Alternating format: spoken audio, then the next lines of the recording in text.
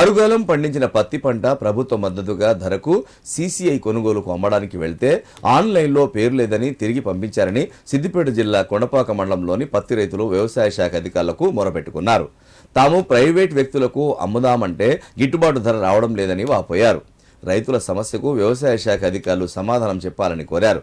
పత్తి వేసిన రైతుల సమస్యపై ఎస్సీసీ న్యూస్ ఛానల్ కొండపాక మండల వ్యవసాయ అధికారి శివరామకృష్ణ వివరణ కోరగా రైతులు ఆందోళన చెందవద్దని, ఆన్లైన్లో పేరు రాకపోతే క్లస్టర్లోని వ్యవసాయ శాఖ అధికారులను సంప్రదించాలన్నారు.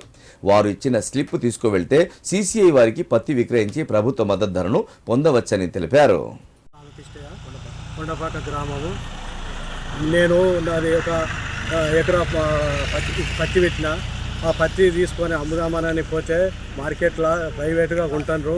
నాకు ఆన్లైన్లో పేరు వస్తలేదు.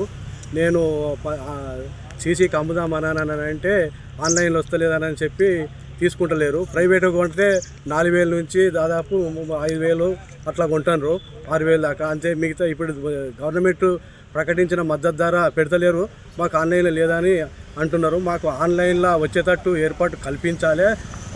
ఏఓ సార్ కావచ్చు, ఎంబీఓ కావచ్చు, వాళ్ళు ఎవరైనా కానీ రైతుల గురించి కొంచెం పట్టించుకొని మాకు తొందరగా ఆన్లైన్లో వచ్చేటట్టుగా చేస్తే మేము అమ్ముకొని మేము తెచ్చిన అప్పులు, వ్యవసాయానికి పెట్టుబడి కింద తెచ్చిన అప్పులు కూడా మేము కట్టుకునే పరిస్థితి ఉంటుంది. కాబట్టి దయచేసి మేము మా పత్తి కొనుగోలు చేసే దిశగా ఏర్పాటు చేయాలని కోరుతున్నాం.